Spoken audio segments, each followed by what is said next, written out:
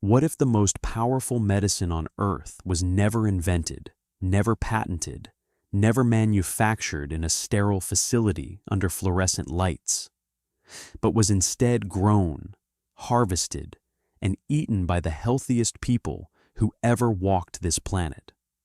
What if the foods that leading cancer researchers, cardiologists, and longevity scientists are racing to study right now have been sitting in plain sight, described in precise detail in a book that billions of people already own? Here's the truth that changes everything. God did not just create your body and leave you without instructions. He created the food that maintains it, protects it, and restores it when it breaks down. And He didn't hide that information. He wrote it into the daily lives of His people, encoded it into their religious festivals, pressed it into their bread, poured it into their oil, and planted it in their gardens. Thousands of years before a single scientist had the tools to understand why it worked. And today, compound by compound, study by study, the most prestigious research institutions on Earth are catching up to what Scripture already knew. My name is John, and today we are uncovering 11 biblical foods that are not relics of ancient history. They are active, measurable, clinically validated weapons against the diseases that are dismantling human health right now. Heart disease, cancer, diabetes, neurological decline. These foods address all of it, and they have been doing so for millennia. Food number 1, figs. There is a moment in Mark 11 that most people read quickly and move past. Jesus is hungry. He approaches a fig tree. The tree is barren. What strikes the careful reader is not the miracle that follows, but the assumption behind it. When the Son of God is hungry on a journey, His instinct is to reach for a fig, not by accident, not by coincidence, because in the ancient Near East, figs were the food you reached for when your body needed something real. David's warriors were provisioned with fig cakes before military campaigns in 1 Samuel 30.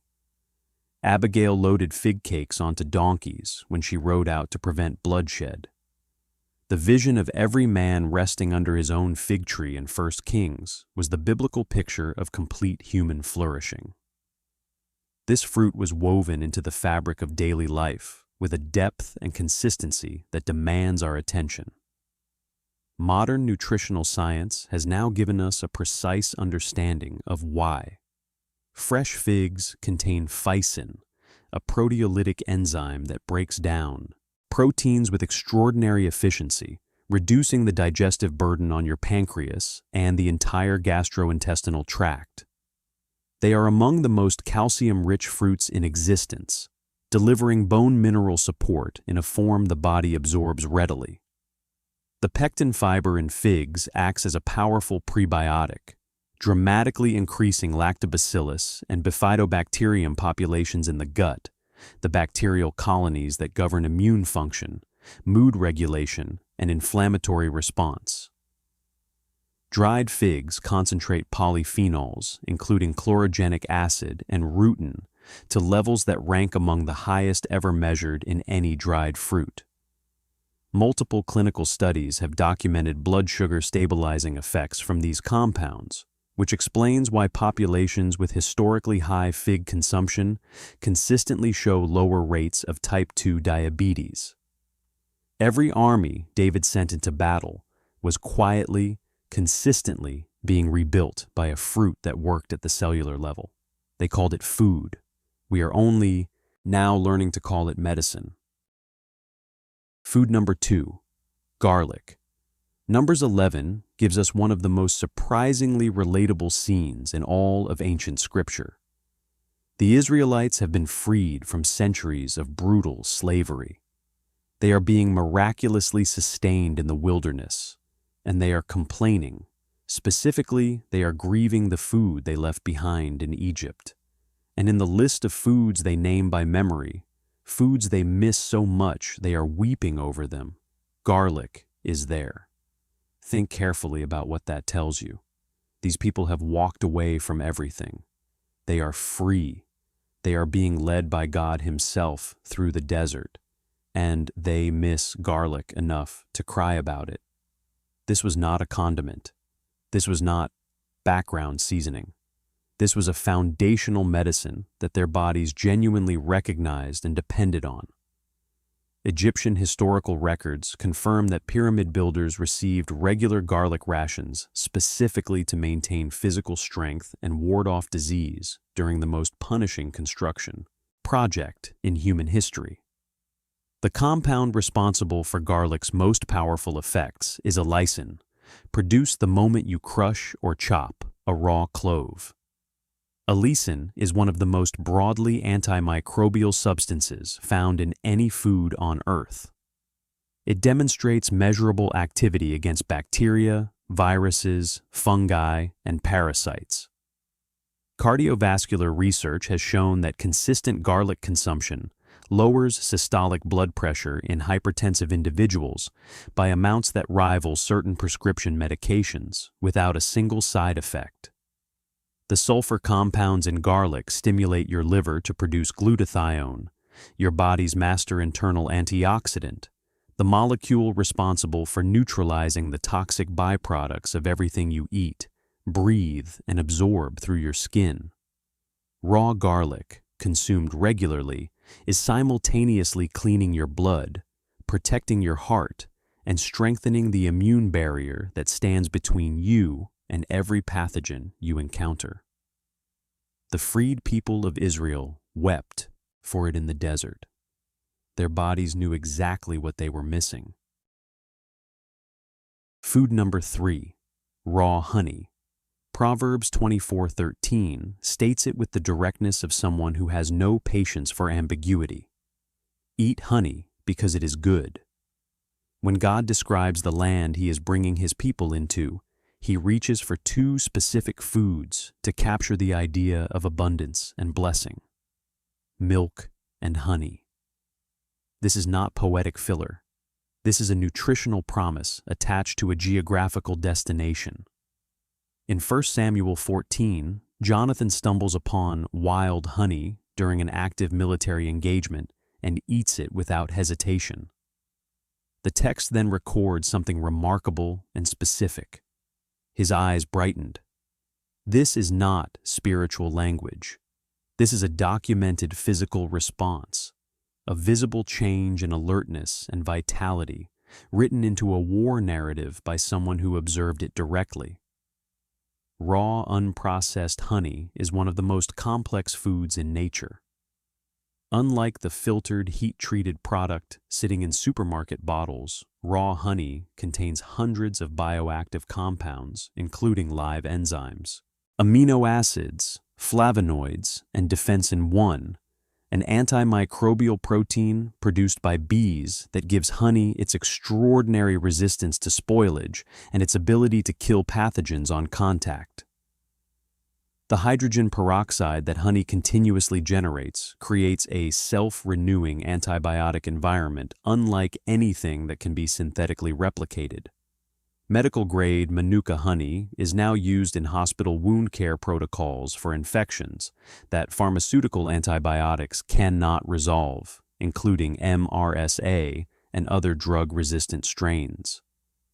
Clinical trials have documented honey outperforming standard antiseptic treatments for post-surgical wound healing. Beyond its antimicrobial properties, raw honey contains prebiotic oligosaccharides that selectively nourish beneficial gut bacteria, while the same antimicrobial compounds simultaneously suppress harmful strains. Your gut microbiome, which governs everything from immune response to mental health to systemic inflammation, is directly shaped by what you feed it. Jonathan's eyes brightened because he gave his depleted body something it recognized immediately as genuine nourishment. Food number 4, lentils. Most people treat lentils as a budget ingredient, a fallback option, something you cook when you can't afford anything more interesting. Scripture tells a very different story. In Genesis 25, Esau is a skilled hunter, a physically powerful man, a firstborn son with an entire inheritance ahead of him. He returns from the field in such physical depletion that he trades everything he will ever own for a single bowl of red lentil stew that his brother is preparing over a fire. This is not a story about a foolish man. This is a story about a body in genuine crisis, recognizing exactly what it needs. In 2 Samuel 23, one of David's elite warriors stands alone in a field of lentils and fights off an entire enemy battalion to hold it. A single field of lentils was considered worth defending against an army. These were not primitive people who didn't understand value. These were people who understood it very precisely. One cooked cup of lentils delivers approximately 18 grams of complete plant protein, 16 grams of dietary fiber, and nearly a full day's supply of folate, alongside substantial quantities of iron, magnesium, and potassium. No single plant food accomplishes more nutritional work per serving. The soluble fiber in lentils slows carbohydrate absorption dramatically, flattening the blood sugar spikes that lead to insulin resistance, chronic inflammation, and eventually type 2 diabetes and cardiovascular disease. Population studies conducted across dozens of countries consistently show that regular legume consumption is among the strongest dietary predictors of reduced cardiovascular mortality, lower colorectal cancer rates, and decreased metabolic syndrome. The field that David's warrior held with his life was worth every drop of effort. Sometimes the most powerful healing arrives in the simplest vessel. Food number 5. Pomegranate. Walk through the book of Exodus, and you find pomegranates embroidered into the hem of the high priest's robe. Stand at the entrance of Solomon's temple, and you find them carved into the tops of the great pillars. Open Song of Solomon, and you find an orchard overflowing with them, described as the ultimate image of beauty and abundance. No fruit in all of Scripture is more consistently and deliberately associated with sacred spaces, divine appointment, and the presence of God Himself. This level of recurring intentionality across multiple books, multiple centuries, and multiple authors is not coincidence. Something about this fruit warranted that level of significance. Modern nutritional biochemistry is now beginning to explain exactly what. Pomegranates contain one of the highest concentrations of polyphenols ever recorded in any food measured on Earth. A compound called punicalagin, found in meaningful quantities almost exclusively in pomegranates, has demonstrated the ability to reduce arterial wall inflammation, lower blood pressure, and slow the oxidation of LDL cholesterol, the precise biochemical process that leads to arterial plaque formation, blockages, and heart attacks. But the discovery that has genuinely electrified the longevity research community involves a molecule called urolithin A, which your gut bacteria produce when processing pomegranate compounds. Urolithin A triggers mitophagy, a cellular housekeeping process in which your body identifies mitochondria that are damaged or operating inefficiently and breaks them down to make room for healthy functional replacements. Researchers at the École Polytechnique Fédérale de Lausanne described urolithin A as the first naturally occurring compound shown to slow a fundamental mechanism of cellular aging. God adorned His priest's garments with this fruit. He crowned His temple pillars with its image. The depth of that choice continues to reveal itself. Food 6. Whole eggs. Eggs do not carry the explicit scriptural spotlight that pomegranates or figs do, but they are woven into the fabric of daily life throughout the biblical world in ways that make their absence from this conversation impossible to justify. In Luke 11, Jesus uses the egg as His chosen symbol of a good gift from a loving Father, placing it alongside fish and bread as the foundational foods of everyday nourishment. In Job 6, egg white is used as a reference point for tastelessness, indicating that eggs were familiar enough to every listener that the comparison needed no explanation. Throughout the ancient Near East, eggs were consumed daily across every social class. They were among the most accessible, most complete sources of nutrition available to ordinary people. And modern nutritional science has now given us a molecular understanding of why that accessibility was such a remarkable gift. A single whole egg contains all 9 essential amino acids in ratios that mirror the body's own tissue composition more closely than almost any other food. The yolk specifically contains choline, a nutrient so critical to brain development, liver function, and cellular membrane integrity that the body cannot produce sufficient quantities on its own and must obtain it from diet. Large-scale studies have consistently found that populations consuming adequate choline show significantly lower rates of liver disease, cognitive decline, and neural tube defects in newborns. Egg yolks are also among the most concentrated dietary sources of lutein and zeaxanthin, the carotenoid compounds that accumulate in the retina and protect it from the oxidative damage that causes macular degeneration and age-related blindness. The fat in egg yolks enhances absorption of these carotenoids dramatically compared to plant sources. Jesus chose the egg to represent a father's generous provision for his child. It was a better choice than he perhaps intended for that illustration to reveal. Food 7. Bitter herbs and dandelion. This is the one. And I want you to understand the full weight of what we are about to cover before we get into the science.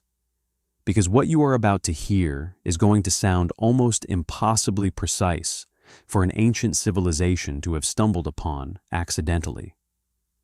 In Exodus 12, God gives Moses the instructions for the first Passover. The meal has 3 required components: a lamb, unleavened bread, and bitter herbs. This is not a suggestion embedded in general dietary guidance. This is a direct command attached to the most sacred annual observance in the entire history of Israel. For thousands of years, generation after generation, Jewish families sat down at the Passover table and ate bitter plants as an act of religious obedience. They did not fully understand why. They simply knew that God had told them to. The bitter herbs of the ancient Near East included endive, chicory, wild lettuce, and most significantly, dandelion. The plant you pull out of your lawn without a second thought every spring. The plant children blow the seed heads off and make wishes on. That plant. Here is where the science becomes genuinely extraordinary. Dandelion root contains specific compounds called taraxacins and taraxacarins that activate a signaling pathway inside liver cells known as NRF2. NRF2 is not a minor cellular mechanism. It is the master regulator of your entire internal antioxidant defense system.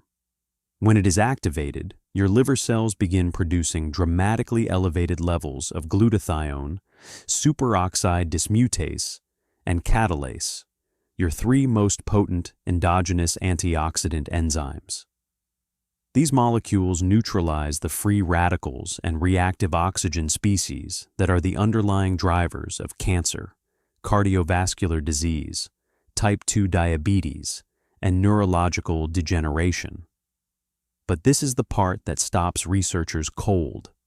A study published in the peer-reviewed journal, Evidence-Based Complementary and Alternative Medicine, documented that dandelion root extract induced apoptosis, which is the scientific term for programmed cell death, selectively in human leukemia cells, while leaving surrounding healthy cells completely unaffected. A separate study demonstrated similar targeted activity against pancreatic cancer cells, one of the most treatment-resistant cancers known to modern medicine. Scientists are actively working to understand the mechanism behind this selectivity. How does a common weed know which cells to target? And the question that should be sitting heavily with you right now is this: how did God know to command the consumption of bitter herbs at the most sacred meal of the year? How did the ancient Israelites know, across thousands of years of observance, that these specific bitter plants were doing something irreplaceable inside the human body? The data is in the peer-reviewed literature. The bitter herbs were pharmaceutical-grade liver medicine and cancer-protective compounds built directly into the most solemn religious calendar in human history, and God told his people to eat them every single year. Food 8. Grapes. When the Israelite spies return from scouting the Promised Land in Numbers 13, they carry back a single cluster of grapes so enormous that 2 men are required to carry it suspended between them on a pole. This detail is specific, physical, and deliberately recorded. God was bringing his people to a land where this particular fruit grew in abundance so extraordinary it defied ordinary expectations. Grapes appear throughout Scripture, from Genesis to Revelation. Noah plants a vineyard immediately after the flood. The Promised Land is described in Deuteronomy 8 as a place of grapevines specifically. The imagery of the vine runs through the teachings of Jesus as a central metaphor for covenant life and fruitfulness. This fruit was not incidental to the biblical world. It was foundational. Dark red and purple grapes contain resveratrol, concentrated primarily in the skin, a compound that activates a class of proteins called sirtuins. Sirtuins are sometimes called longevity genes because of their role in regulating DNA repair, cellular aging, and the inflammatory response that underlies virtually every chronic disease. Harvard longevity researcher David Sinclair has described sirtuin activation as one of the most promising biological mechanisms for extending healthy human lifespan, currently identified by science. Grapes also contain quercetin, a flavonoid with documented antiviral activity and the unusual ability to cross the blood-brain barrier, where it exerts direct neuroprotective effects against oxidative damage. Research published in neuroscience journals has suggested quercetin may slow the progression of Alzheimer's disease. God wanted his people in a land overflowing with this fruit. The cluster was so heavy, it took 2 men to carry it. Some blessings are heavier than they appear. Food 9. Cumin. In Matthew 23, Jesus delivers one of his most pointed rebukes to the religious establishment. He tells the Pharisees they carefully tithe on mint, dill, and cumin, while neglecting justice, mercy, and faithfulness. It is a rebuke about misplaced priorities. But embedded in it is a quietly significant piece of historical information. Cumin was common enough in everyday household life that every family tithed it, valuable enough that the religious leaders counted it meticulously, and familiar enough that Jesus could use it as a reference point, knowing every single person in the crowd would understand exactly what he meant. Cumin has been cultivated across the biblical lands since at least 2000 BC. Ancient Egyptian physicians prescribed it for digestive ailments and respiratory conditions. Physicians across Mesopotamia used it as a general strengthening tonic. These were not uninformed guesses. They were empirical observations accumulated across centuries of consistent use. Modern pharmacognosy has now identified the specific compounds responsible. Cuminaldehyde and a range of terpenoids in cumin demonstrate potent inhibitory activity against Candida, Aspergillus, and other pathogenic fungi, which is particularly significant in an era of rising antifungal drug resistance. Cumin dramatically stimulates pancreatic enzyme secretion, improving the digestion and absorption of proteins and dietary fats measurably. Nutrition journal studies have documented these effects in human subjects consuming quantities of cumin that would fit comfortably in a normal meal. Most surprisingly, a randomized controlled trial found that cumin supplementation produced weight loss and metabolic improvements statistically comparable to a prescription weight loss medication, with no adverse effects reported. The Pharisees counted their cumin seeds down to the last one. They had no idea what those seeds were actually worth. Food 10. Almonds. Number 17 records an event that is unusual even by the standards of the miraculous Old Testament. Moses collects the staffs of 12 tribal leaders and places them inside the tabernacle overnight. One staff, and only one, undergoes a transformation by morning. Aaron's staff, representing the tribe of Levi, has budded, blossomed, and produced ripe almonds in a single night. Out of every possible sign God could have chosen to mark his appointed servant, he chose the almond. This was not random. The almond was already the most symbolically loaded tree in Israelite culture. The golden lampstand inside the tabernacle, the menorah that burned continuously in the presence of God, was designed with its cups shaped specifically to resemble almond blossoms. The almond was the first tree to flower each year in Israel, emerging in the depths of January when everything else was still dormant, and had become a symbol of divine watchfulness and early, purposeful action. God told Jeremiah that he was watching over his word to perform it using a Hebrew wordplay built directly on the word for almond. The connection between almonds and divine vigilance runs through the entire Old Testament with quiet but unmistakable consistency. And the nutritional reality of this divinely appointed nut is extraordinary.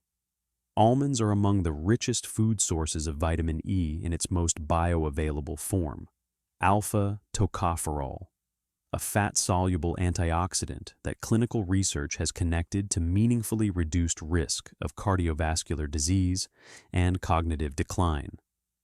A single modest handful provides magnesium at quantities that more than half the adult population of the Western world is chronically deficient in, a deficiency linked directly to anxiety, disrupted sleep, muscle cramping, elevated blood pressure, and cardiac arrhythmia. The monounsaturated fat profile of almonds simultaneously elevates HDL cholesterol and lowers LDL, an effect replicated in multiple controlled trials. The prebiotic fiber they contain measurably reduces systemic inflammation within weeks of consistent consumption. God chose the almond to mark his high priest and modeled his sacred lampstand on its blossoms. It turns out there are no accidents in what he chose to honor. Food 11. Ezekiel bread. Ezekiel 4:9 contains what may be the most nutritionally sophisticated single verse in all of ancient literature. God gives the prophet Ezekiel a bread recipe, not a general direction, a specific, precise recipe listing 6 exact ingredients: wheat, barley, beans, lentils, millet, and spelt. The context is a prophecy of siege and severe hardship. Ezekiel is being told to prepare to sustain himself through one of the most demanding assignments ever placed on a prophet. And God's response to that challenge is to give him a formula for bread. Modern nutritional biochemists who have analyzed this specific combination of grains and legumes have found something that is genuinely difficult to attribute to chance. When these 6 ingredients are combined, they provide all 9 essential amino acids in complete form. No single grain can accomplish this. No single legume can accomplish this. But this exact combination of multiple grains with multiple legumes creates a Complete protein profile that could sustain a human body through prolonged physical and psychological stress, which is precisely what Ezekiel was being prepared for. Each individual ingredient brings something the others cannot. Whole spelt contains unique compounds that improve digestibility significantly compared to modern hybridized wheat. Millet is one of the only grains that is alkalizing rather than acid-forming in the body, counteracting the chronic low-grade acidosis that drives calcium loss from bones and promotes systemic inflammation. Barley carries the highest concentration of beta-glucan fiber of any grain on Earth, a compound so thoroughly documented for lowering LDL cholesterol that the United States Food and Drug Administration has approved a specific health claim for it on food product labels. The beans and lentils in the recipe extend the amino acid profile to completeness while adding substantial prebiotic fiber that feeds the gut microbiome. The wheat contributes gluten structure that makes the bread cohesive and physically sustaining. Every ingredient is pulling a specific weight. The formula that God gave to a prophet facing siege conditions has been commercially reproduced and sold in health food stores worldwide. And every nutritional analysis conducted on that combination continues to validate what was written in a book that is thousands of years old. Some recipes were never meant to be improved upon. So here is where we stand. From figs eaten by armies on the march, to dandelion prescribed at the most sacred meal in human history. From the complete protein of Ezekiel's bread to the cellular aging protection of the pomegranate. From the antimicrobial precision of raw honey to the longevity science hiding in grape skins. These 11 foods are not primitive dietary choices made by people who knew no better. They are a divinely designed, comprehensively integrated nutritional system that modern science is only now developing the tools to fully understand and measure. Let me be direct about something before we close. Nothing covered in this video replaces qualified medical care. If you are managing a chronic condition, please work with your healthcare providers. That is not a disclaimer to scroll past. It is genuine counsel. What this video is asking you to do is stop treating God's nutritional wisdom as irrelevant to your health decisions. These foods belong alongside your healthcare, not instead of it. They support your body's extraordinary innate capacity to heal, regulate, and protect itself. And you can start right now. Eat a fresh fig today. Crush a raw clove of garlic into your next meal. Brew dandelion root tea before dinner. Add a handful of almonds to your morning. Drizzle authentic cold-pressed olive oil over whatever you are already eating. Swap your usual bread for Ezekiel bread this week. None of these are dramatic overhauls. Every single one of them is a small, deliberate act of honoring the body that God designed specifically for you. Your body was built by a creator who understood molecular biology before the word existed, who encoded nutritional wisdom into religious festivals, into daily meals, into the garments of priests and the recipes of prophets, thousands of years before we had the instruments to verify what he already knew. The answers were never hidden. They were written down.